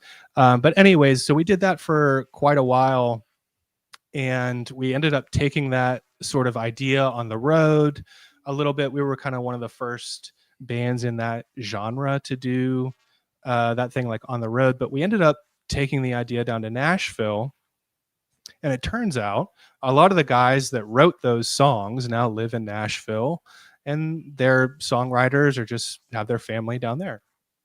So a group down there came up with the idea to have us be the backing band, and they'll have guests come out and sing with us, but it will be the guy from that band, or, you know, from the scene that's adjacent, and, you know, they'll cover the song, or it will just be like up and coming artists from Nashville. So now, instead of it being like this karaoke thing with singers that, you know, range from bad to worse, now it's like these insanely talented people, or like the people that actually wrote these songs. And it became sort of this really neat event in Nashville where everything is so country centric, that this was like one of the only like rock shows that people that were into this kind of music could count on to go see. So those shows were really popular for us, and that was sort of where I kind of got it in my head that, like, okay, it's going to be difficult for me to find a way to get into a touring band without being in Los Angeles, without being in New York, without being in Nashville full time, and just like being available for whatever comes up. But doing these shows every month or so in Nashville kind of gave me the exposure to a lot of people that I wouldn't have otherwise met, made a lot of friends. And certainly Jesse and Luke from Lakeview lived down there, and they got to see me play a ton of times before asking me to be in their band. So that's kind of how I started, and how I kind of ended up where I'm at right now, as fast as I can tell it, I think. Yeah, that's good. That's cool. No, it's great. I think one of the keys to your story is about networking. I mean, yeah, for sure. Making friends, and, you know, being cool, and, you know, getting along with people. Just be cool to the people that are cool to you, you know? Like, not everybody is cool to me, and I'm certainly not cool to everybody else, but like the people that have been cool to me in my life have made just an indescribable impact. If I could tell you one more story real quick, when I was back in college, I went one of the first shows that was booked in the arena where the Penguins play now, PPG Paints Arena, was Lady Gaga. And I went to see Lady Gaga. This was like 2009 or 10. And my mom was a big fan. And so we go, and as soon as she comes out, she's got these two guitar players playing a Flying V and a Les Paul Classic, Black Beauty, and they're just ripping harmonized solos like for the whole set. It was like a rock show. And I was just completely enamored by that, and was like, how do I be one of those guys? Like, how do you be essentially like a hired gun? And I didn't really know what that was yet, but I was like, how do you get into that position? Because you don't just like start in her band. And that's like all I knew about. So I go and look a bunch of guys up. The guy with the Les Paul that I saw at that show, his name is Ricky Tilo. He still plays in her band today. And I just found a contact for him. I sent him a message. I said, this is who I am. This is what I'm interested in doing someday. Here's a video of me playing guitar. And he wrote me back, and he gave me a little bit of advice. Said, you're a good player, gave me some confidence. And so I did it again. And I found this other guy. This guy's name is Max Bernstein. And Max at the time was playing for a girl named Kesha. And Kesha was going to come play a show at Pitt University, which was up the street from where I lived at the time. So I sent Max a message, and I said, hey, this is who I am. This is what I'm interested in. Here's a video of me playing guitar. Also, I see you're coming to Pittsburgh. If I could meet you, that would be huge for me. So he replies and says, here's my phone number. Give me a call sometime. So I give him a call, and we talk for 20, 30 minutes. He just asked me what my story is, and he gives me a couple pieces of advice. And that phone call, I was probably 21 years old. And like I said, I'm 36 now. So for 15 years, it was like that phone call carried me to here, because that was so important to him, that he gave me his time. He gave me advice that meant a lot to me. And, you know, throughout the years, he would keep up with me on Instagram and, you know, send me a message every once in a while. And when I started touring with Lakeview, he saw me posting about it and he reached out and he just said, "I'm really proud of you." And dude, that was one of the biggest compliments that I could get. It was like, I cannot tell you how much you've inspired me. And for you to say that means the world to me, because you didn't have to do anything else other than that one phone call. But it gave me so much motivation that, like, I'll find my place. It might not be this one. I might have failed here. I might have, you know, made the wrong decision here. And I failed a lot over the years, but I knew that I would find my place, and I knew that people like him believed in me. And I mean, today he plays for Taylor Swift. He's, you know, he's a musical director. He's like this massive guy in the industry. And just for him to encourage a young musician gave me so much motivation. And I hope someday that I can do that for anybody else, because it just meant the world to me. So yeah, it's just all about being cool to people. Yeah, absolutely. You know, it's great to have great mentors and people who can help inspire you and keep you going, you know. Yeah, 100%. Yeah. A little goes a long way, you know. Yeah, it really does. Yeah. So that's cool stuff. Let's see, what do we got? Oh, we never got into power amp discussion. So I'm just curious. So what I know, Dave, you're possibly working on something, but what would you run your two different things? Oh, two different things. Oh, wow. So I don't know. I mean, this is basically one of the reasons why I'm interested in a power amp is because of the possibilities that it would give a rig like I have, but also purely because I've heard Dave mention that he might be building one. And then if Dave's building one, I want it.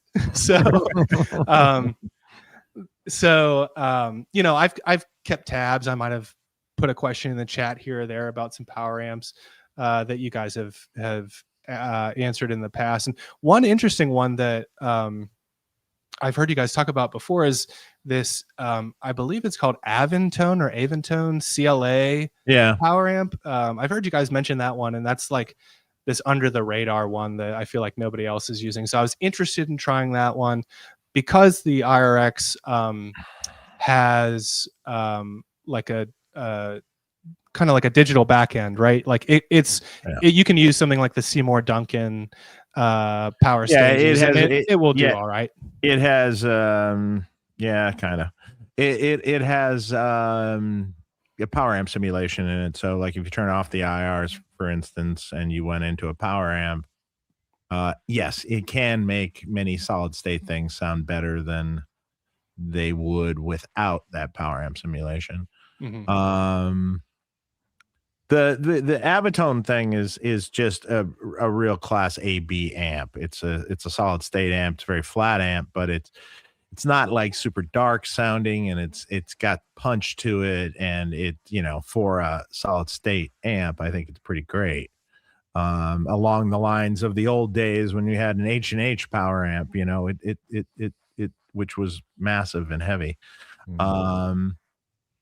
But other than that, I mean, you know, things like the Fryette single space power amp that they have, that works really well with modelers and things. I know I used that with the Offspring rigs that I did, and that really breathed some life into their Axe effects for me.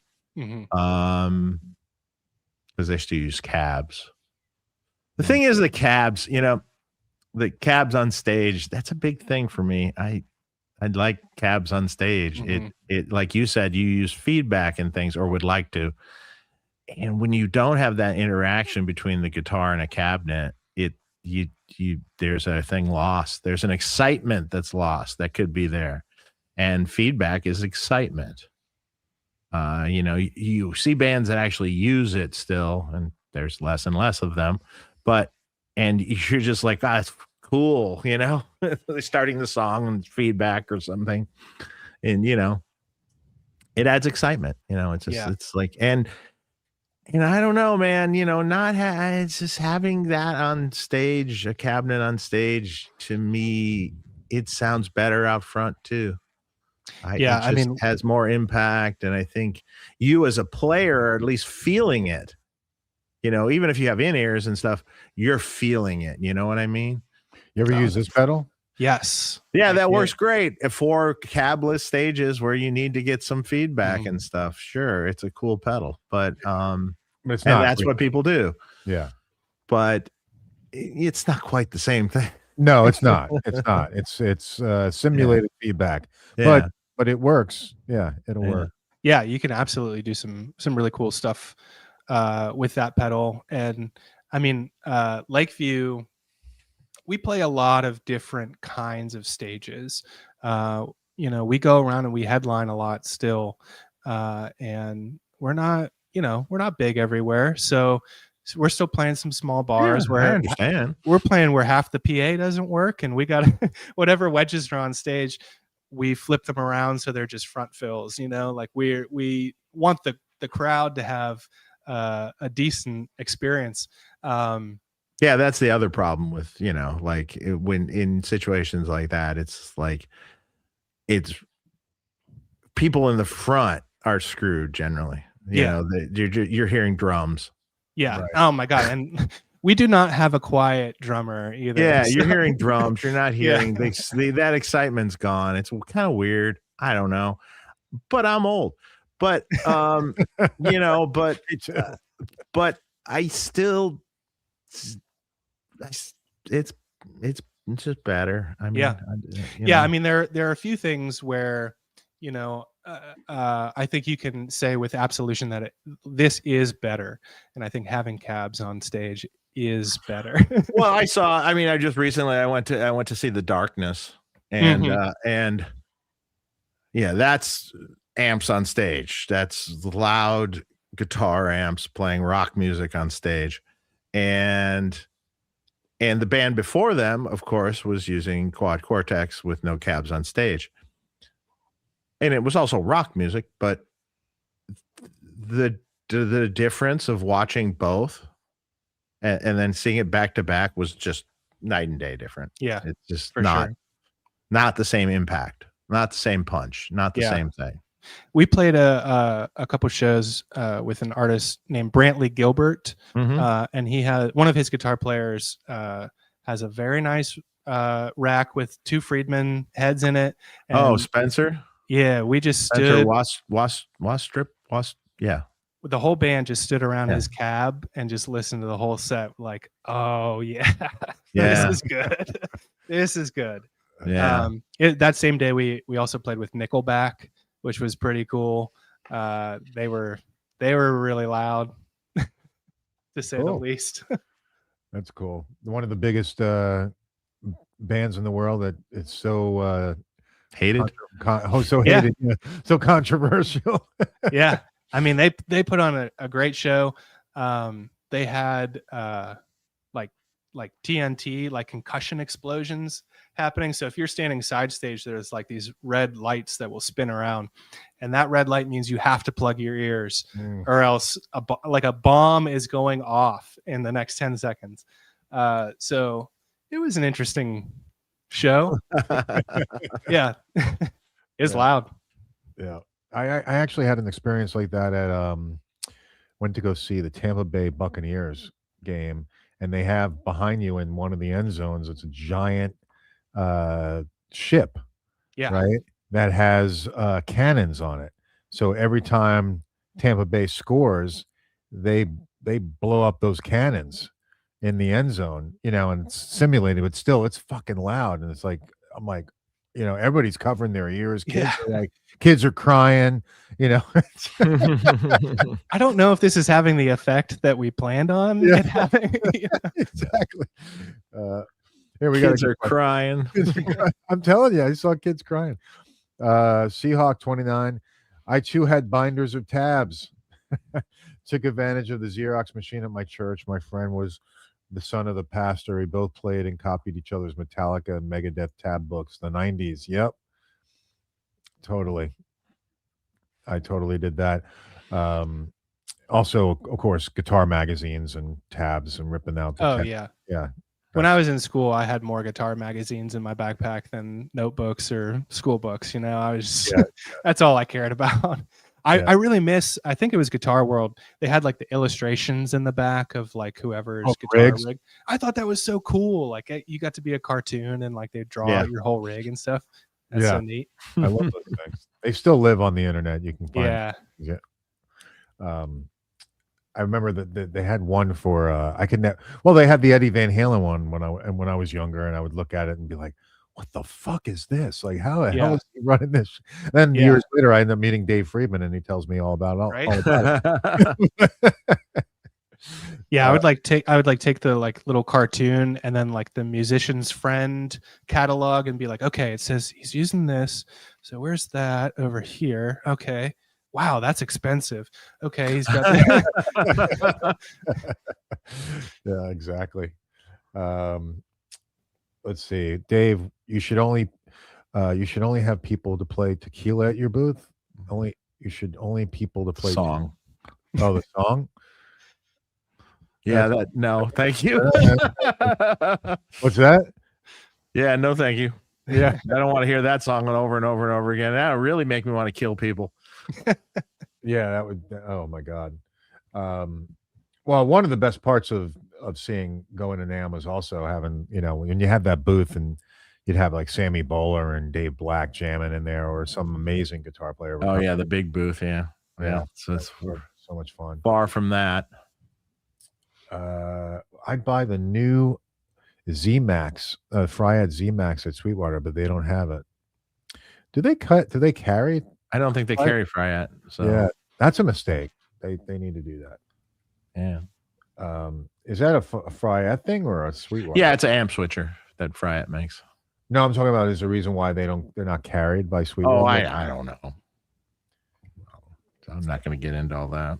Oh, okay. I was just curious. I don't know the reason why. Just curious. Use the Tone Talk Sweetwater link. P.S. It's in the description. Please do it. We appreciate it. Bradshaw CAA power supply here. Oh, that's like old tech. Super old tech.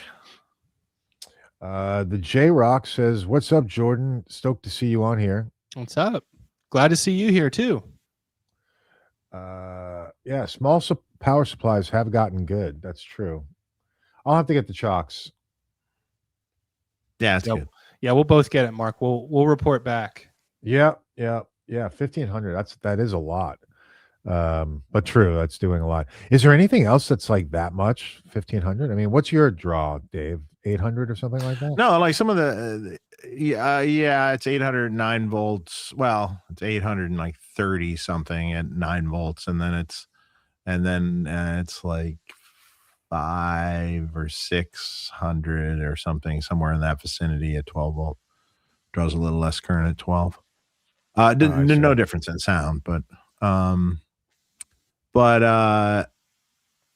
1,500. Yeah, that's what the big quad cortex. Yeah, other things do too. There's like different line 6 things and stuff. Draw a lot, and some. Well, if it's not AC powered, some. Yeah, so it's a lot. Quad cortex is a lot. It's a computer. You just got it. Thanks, Dave. It's in my cart now. Cool. Did you use our link? Yeah, use the link. Yes, please do. It looks very sturdy and made to endure the worst. Yeah, I like that. I do like the idea of the RCA jacks, because that's not moving. Mm-hmm. No, it's not moving. It's tight too. When you put them on, when you push them on, that's in there good.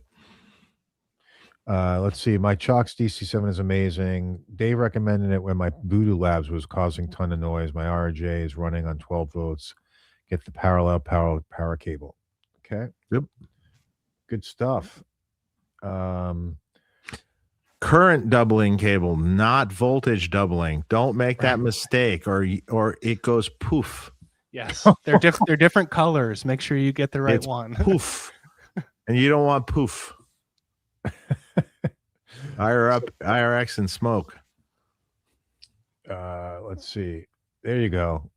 Purchase the newer Bricasti reverb at Sweetwater. Hopefully that's with a D. Purchased newer. Maybe. Yeah. No, he's telling people to purchase. Okay, come on, man. I don't know. We've got a lot of support for it tonight. I feel like tonight's the night. Somebody's just gotta do it. Yeah, I'm gonna check I'll check tomorrow, see if anybody bought one. Come on. Let's see. What is this one?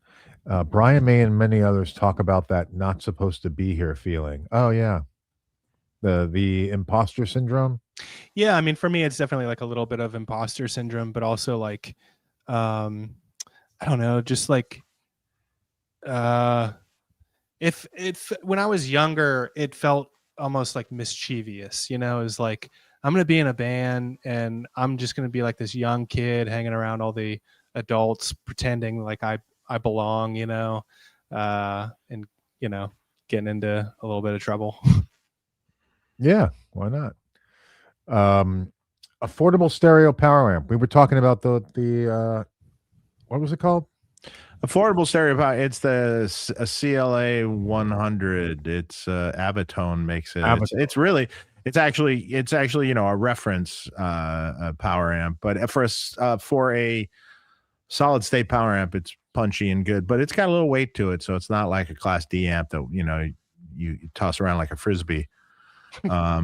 And also sounds like a frisbee. But it's also a rack. It's a rack mountable. Yeah, it's a rack mountable solid state power amp that's really quite good. Again, it's not a tube power amp exactly, but it's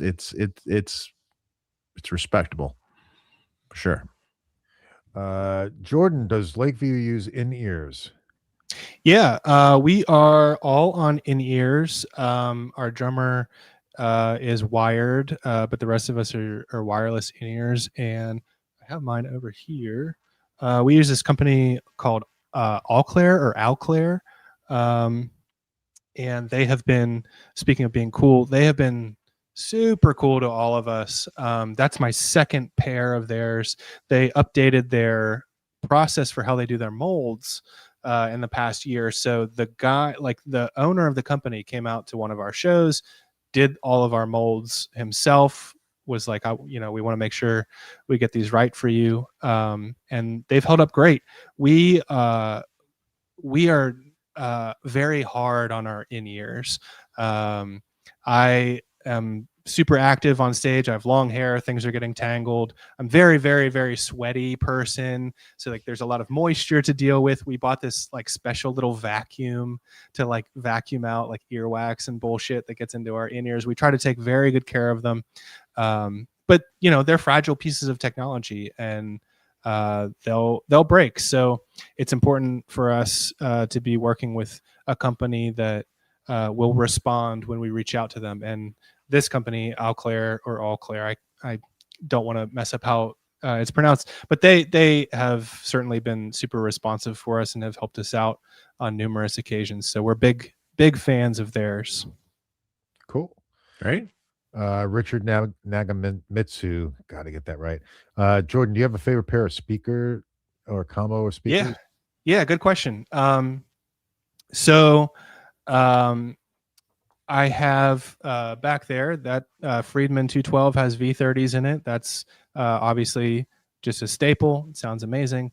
That's kind of all you ever need. But if I could fill that Marshall cab that just has crappy stock speakers in it with greenbacks and pair that with the V30s, that would be my go-to.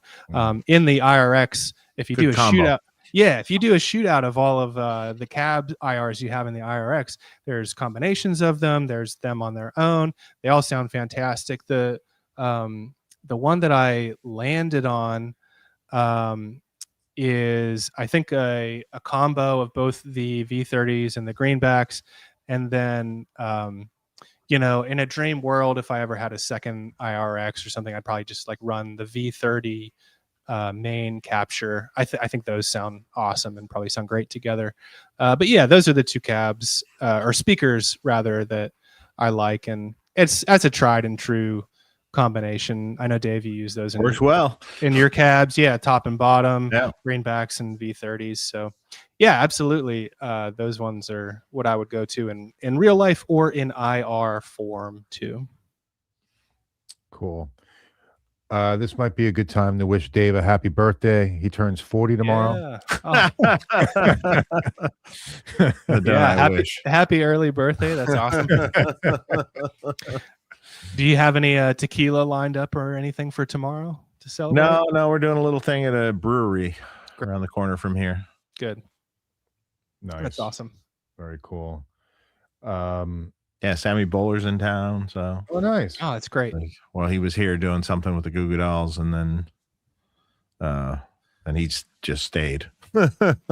Actually, he's at my house right now, sitting there. Oh, cool. Nice. Tell him I said hey. Okay, I will. Hopefully he'll be at NAMM. Maybe he's watching. Who knows? Might be. Yeah. Hey, Sammy. Yeah, Sammy, I hope to meet you someday. You're an incredible player. Love your new album. I listened to it on a plane recently. It's fantastic. Yeah, I'll tell him. I'll tell him to come to your show or look you up. Yeah, for sure. If he's in town. Yeah, it'd be awesome. he's super talented. Really nice guy too. So yeah, I think we've gotten through all the questions. Yeah, we got tons of happy birthdays for you, Dave. It's tomorrow, but thanks. Early birthday. Thank you. That's We're fine. celebrating. So yeah, Jordan, thank you so much for coming on the show, man. Thank you so much for having me. It's a real pleasure. Can I ask Dave? Can I ask you one question before? Yeah, sure. Why not? That's what I'm here for. Yeah. I mean, just in listening to you just talk about new products and stuff, and how you're kind of trying to stay on. You have to stay on the pulse of what guitar players are going to need, and you have to be ahead of it by so far to be able to develop products and have them come out. Like sort of when we're just starting to think about that, how do you feel like you do that? Like, how do you feel like you stay up on what guitar players will need?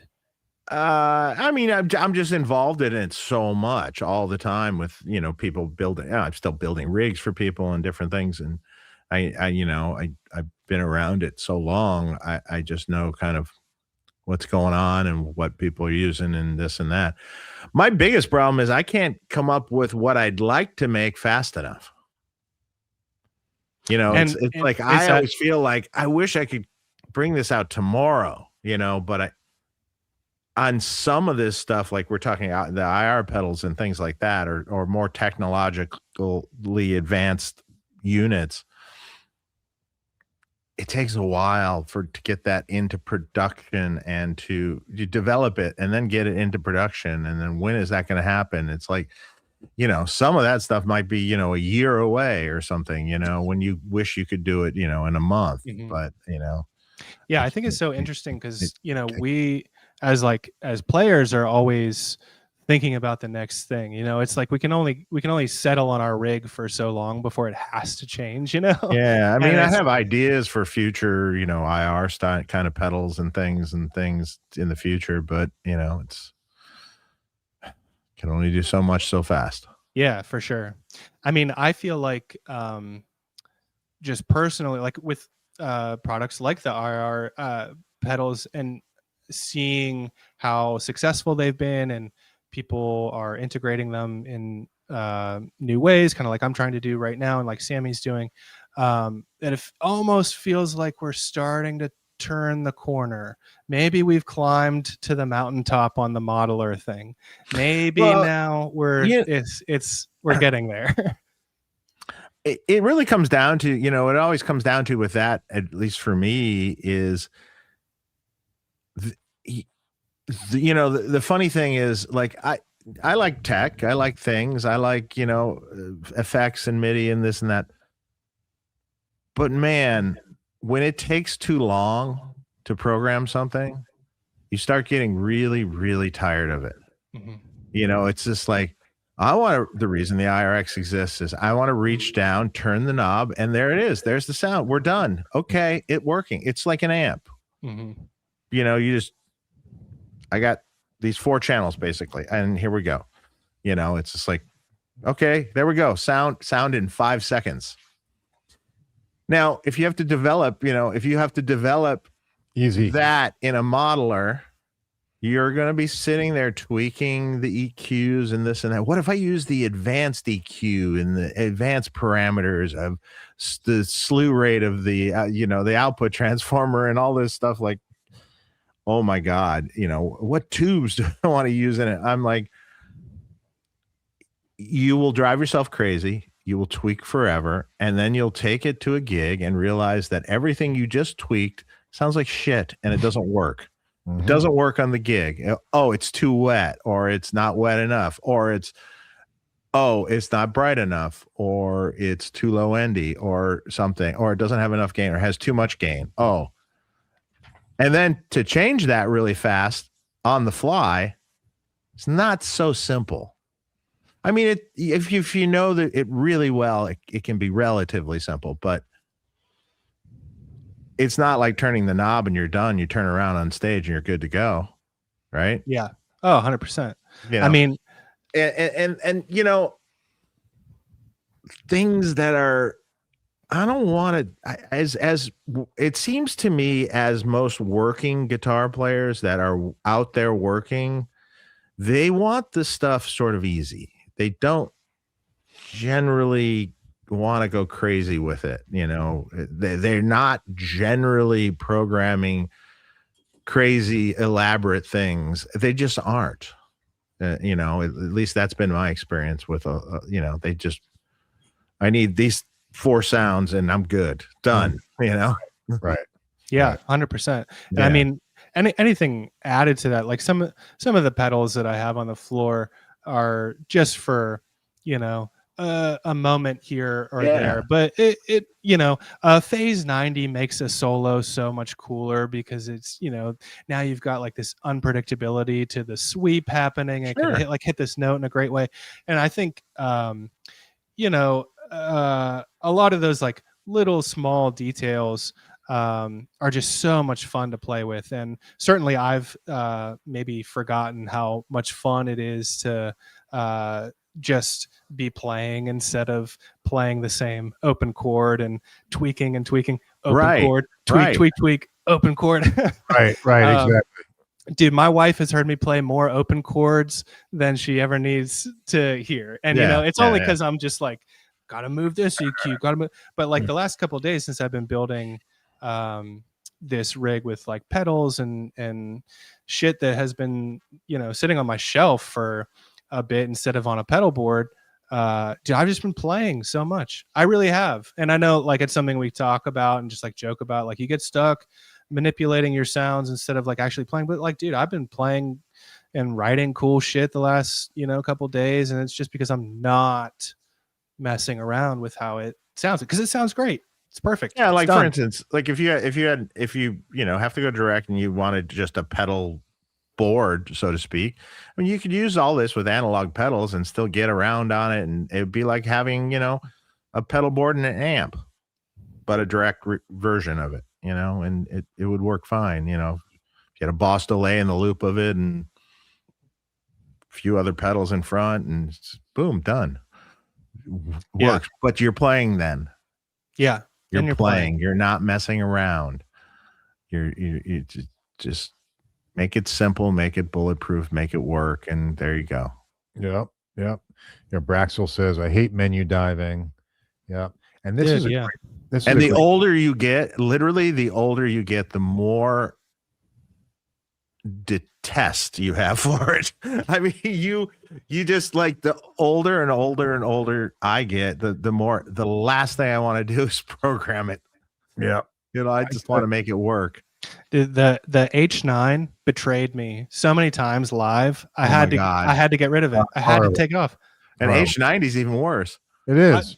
And the H90, Pete Thorne always like, all right, I figured out how to finally work it. And then a month goes by and he goes, I forgot how to work it. I have no idea. Screw this thing. I'm not going to use it anymore. I mean, it makes amazing sounds, but man, so many times I tried to like step on it and it just didn't do what I needed it to. Yeah, I don't know that thing. I'm glad to not have it on my board these days, but it'd be nice if Eventide would just come out with a rack. Yeah. Again, cool rack unit. And this is a very interesting comment, or at least the way it's worded. Modelers are ear tiring, and I agree with that. After you play them for a little while, I think your ears can get tired, and you feel it. I don't know, but when you go to an amp, it's warmer. There's this organic nature to it that just Hmm. doesn't tire your ears. I Also, just the latency. yeah. The latency for Thing, yeah. sure. Yeah, I mean, and I wonder too if it's like an environmental thing where like, with a cabinet behind you, you're going to be playing at a volume that you don't have to like strain your ears to hear in any way. But like with a modeler, like you're coming out of your computer speakers or something, and so it's like this isn't even a super accurate representation of your tone. B, if you play with in ears, you should probably be tuning your rig to your in ears. And C, like if my computer speakers aren't turned up that loud and I'm trying to hear it, that's going to be tiring for my ears. And conversely, if I'm using in ears for hours at a time trying to tune my rig, it's just getting like pounded into my head. So I think no matter what, it's got to be more tiring than just listening to a live cab behind you. I have a theory about in-ears that in the future you're going to see a lot of people with a lot of hearing problems because of in-ears, more so or just as much as loud amps did to the people. I mean, because you have a little speaker in your ear. beating at your eardrum within millimeters of your eardrum. Yeah, and I mean, it can't be good. Something that I need to continue to be conscious of and work on is if we're having a show that's maybe a little bit of a struggle, whether the crowd is kind of, standing there like this and just staring at you, or, or whatever it may be. Maybe it's my own personal thing. Sometimes I will reach to the volume knob and turn it up to give myself this feeling like there's more energy happening. It's like a boost to yourself, just to like give yourself more volume. That's so bad for your ears. It's terrible for you. Right. And normally I try to keep my in-ears pretty low. We'll be so happy and thankful someday to graduate to, having more monitors and side fills and all this stuff that will make our stage louder than we could ever want it to be. But, for now, when we're just using the in-ears, it can be very difficult to convince yourself that it's loud enough. It's loud enough. You can hear the click, you can hear your guitar, you can hear the drummer, you're fine. Right. And to just blast that thing in your eardrum is definitely not great. It's not saving you as much as you want it to be. No, sure. and if anything happens as far as your monitor mix, like a noise or a feedback or something like that, by the way, it's right at your eardrum. Yeah. And it's gonna hurt you or cause damage. Yeah. And, I mean, if an input is wrong and something just blasts into your ear, dude. Oh yeah. That's terrible. Yeah. That's when you see people violently yanking them out of their ears as fast as possible.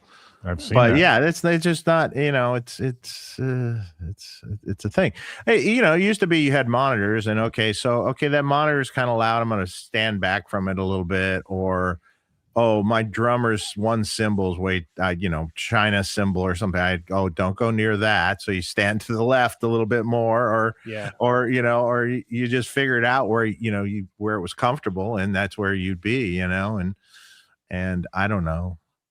Was it better? Maybe it was better, and then the other problem that you have too, when you start down this path and everyone is on in-ears and everything like that, and let's say you have cabinets, if the cabinets get in the vocal mic at all or something from the singer, or he goes close to the cabinet, you really hear that in your in-ears. Oh yeah. Now, before with just monitors, if it was coming out the monitor or something and coming back out the monitor, you wouldn't really notice it happening. So that's a whole nother thing, so I don't know. Yeah. By the way, Sammy's watching. What's up, Sammy? What's All up? right. That's awesome. Yeah. Hope he's doing good. And let's see. Richard says, Jordan was a special guest tonight. He's so knowledgeable and articulate as always. Dave and Mark really nail this type of live cast. And best of all, the community is the best. Bless Oh, you. thanks, man. We appreciate that. Yeah, thank you, Richard. And you guys really do Yeah. have such an awesome community here, and it's so valuable to everybody watching. Like all the information that you just continue to give away to us and let us go learn with. I mean, it's super cool. I've become a better musician just from listening to this show. So I appreciate you Oh, both very amazing. much. Thank you. Yeah, thank you. That's awesome. Well, we do it because we love it. So that's Yeah, for sure. And, I have two suggestions for future guests, if I could be Sure. so bold as to quickly make two suggestions. The first, I think he's already been mentioned, but I met this guy when we played at Bridgestone in Nashville this year. His name is Chris Baseford, and he is a recording engineer that is he now lives in Nashville. We talked about Nickelback a little bit earlier. He produced some of their albums as well as many others. But he has his own diesel plug-in. He's got a great collection of guitars and amps. He did a live stream recently, Dave, where he was demoing your Jose amp too. He just got one of those. Cool. But he's a super cool guy, super knowledgeable. And then kind of in the similar vein, there is another producer in Salem, Massachusetts by the name of Kurt Ballou, who his studio is called God City Studios, and he actually makes instruments and pedals and stuff by the same name. And he plays in a band called Converge, but he is another super knowledgeable guy from both the recording side of it to the live side of it, everything that I think everybody here would really enjoy listening to. So those are my two suggestions. Cool. Do with them what you will. All right. Well, we appreciate it. Thank you. Yeah, for sure. We'll talk it over. Absolutely. Two other super chats we got right before. C. Bush's. Thanks, gentlemen. Happy holidays, and may Santa give you what you want. I hope so. Thanks. Cheers. Cheers, man. Thanks. Thank you. We appreciate it. Back at you. And Beamer. Merry Christmas, Tone Talkers. See, that's gonna take off. That tone. Love talk. it. Tone Talkers. Tone Talkers. Well, Tone Talkers, have a great weekend. And Jordan, thanks so much for coming on the show. We really appreciate it. You're an awesome guy, and I wish you much success. You're talented, and the band, I think, is on the verge of a success. You know, like a hit or something. Yeah, it's super cool. Yeah, I thought it was kind of cool. I like the mashup, yeah, the styles. Cool. Thank you, guys. Yeah. I really appreciate it. And if anybody in the chat has any more questions or anything, hit me up on Instagram. My name is the same on Instagram. So hit me up there and I'll get back to you as soon as I can. Yeah, Awesome. absolutely. Awesome. Well, everybody have a great weekend. I think Dave and I are going to do an Ask Dave next week. Punish Dave questions. Cool. And Punish me. we'll see you then. Well, have a great birthday, Dave. Yeah, it will. It'll be fun tomorrow. Awesome. All right. Jordan, hang on while we say goodbye. For sure. All right. Take care, everybody. Cheers.